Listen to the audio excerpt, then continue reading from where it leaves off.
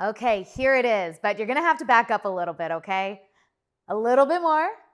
Okay, now here we have the 150-inch screen from AWOL Vision. Tell me more about this. So we originally got the LTV 3500 Pro with the 120-inch floor rising screen, which is really awesome, but we really only had the ground to showcase this, and ideally I would probably get the cabinet that they sell in order to contain all the pieces to put the projector and that screen in there. And that 120-inch screen was an ALR, or ambient light rejection screen, which is the same as this new 150-inch screen. And there is some convenience to being able to move the 120-inch screen in and out of the room for us, but I'm not sure how many home theater enthusiasts would need to move it often, but that's why we showcased it on the ground. And now we do have this 150-inch ambient light rejection screen that is wall mounted, and it's just so much bigger. So if you're serious about having a home theater, how could you not want this size? And funny enough, the 150-inch screen came in a pretty small box. And the good news is AWOL provides pretty good instructions. All the parts are labeled and organized, and you really just have to put the inner frame together first. So you just need some space, which we happen to have on the floor here on this rug,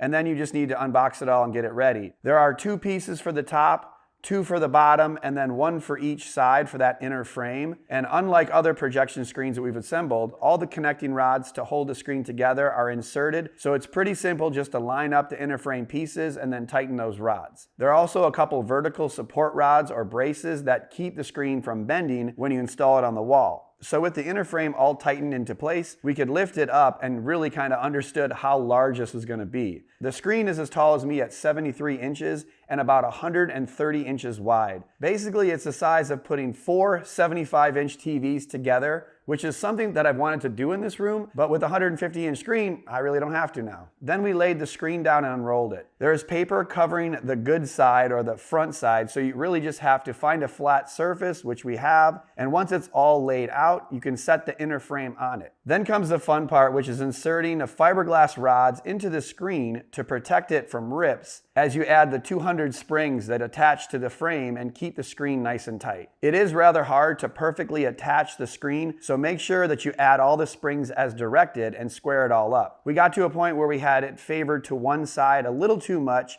and had to adjust by taking a few of the springs off and sliding it over. Eventually we got it all connected and it was time to add the outer frame, which curls around the front of the screen in order to protect light from spilling, and at the same time it provides a nice and finished look once it's on the wall.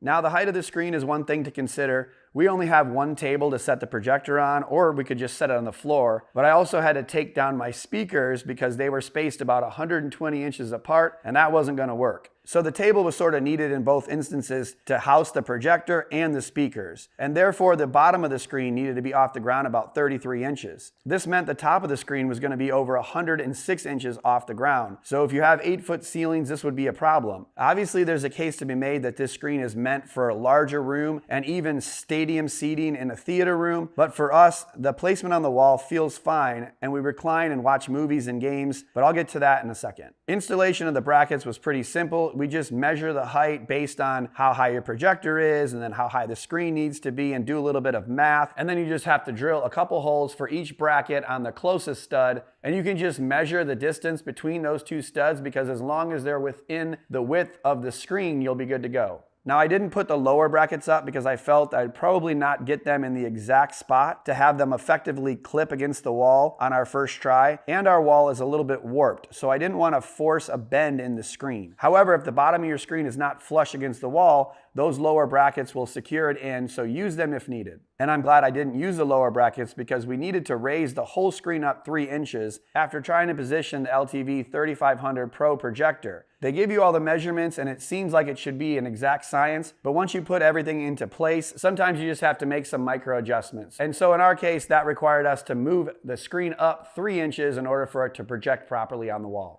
And there it is, a 150-inch screen up on the wall. A wall that once housed a mere 83-inch OLED to a 98-inch QLED to even a 120-inch ALR screen. And now we have a 150-inch massive ALR screen so large that we had to take the speakers off the wall and set them on a stand. And it looks amazing, to be honest. The only time that I've ever seen this 150-inch screen is at CES, but it's a different experience having it in your house. But that's also due to having it paired with the AWOL LTV 3500 Pro, which is a 4K 3D triple laser UST projector, which we've already done a video on, and you can check that out separately. But to recap a little, this is the newest and best UST projector from AWOL Vision that can get up to a peak brightness of 3500 ANSI lumen. It comes with 3 HDMI ports, with one of those 3 ports located behind the panel in the back that houses the included Amazon Fire Stick 4K, which is the best operating system for this projector. The LTV 3500 Pro also comes with 3D built in, so if you pick up a pair of their 3D glasses, which are sold separately, you'll get an impressive 3D experience, which I'll talk about more here in a bit. So you really get the entire home theater package with these 2 pieces. But one more impressive feature of the LTV 3500 Pro is that it can project on a massive 150-inch screen without sacrificing picture quality, especially near the edges of the screen. And that's because they use the Ricoh f2.0 glass lens that's 3.5 inches wide, which is a benefit from other projectors that use a smaller 2.3-inch lens that can struggle to clearly produce an image on a larger screen like this. And as I said, it looks fantastic. It's extremely bright, it's very colorful, and I can control the light in this room, so there's a lot of upside when considering this for a home. I was even sitting at the dining room table multiple times with lights on, and I could clearly see the football games with great color and detail from off angle. Now, if there's a massive amount of light in the room, there may be some washout on this or any UST screen, or even a lot of TVs, to be honest, but most of the time, reducing the light is preferred for ambient, so it's really not an issue. I think we've probably all been to a bar where you're trying to watch the game on a giant projection screen and it looks terrible, but that's just not going to be the case when you have this at home and you can control the light in your room and have an ALR screen with a bright projector such as the LTV 3500 Pro. And of course, it looks great for movies as well. I feel like I'm never gonna have to leave this house again and go to the movie theaters. As I said, I took down the speakers, but we definitely still connected the stereo system so it can complement this gigantic screen. It looks and sounds fantastic, and I'm really happy with the size and how good it looks in this room. And the LTV 3500 Pro can do 3D as well. And as you know, 3D can really only reach the edges of the projected screen. And it was cool when 65-inch TVs had 3D, but really the issue was that you couldn't really be immersed in a 65-inch 3D screen. 150 inches is totally different. At 15 feet away, the screen is so big that the 3D feels like an IMAX screen. Objects are really coming out into the room,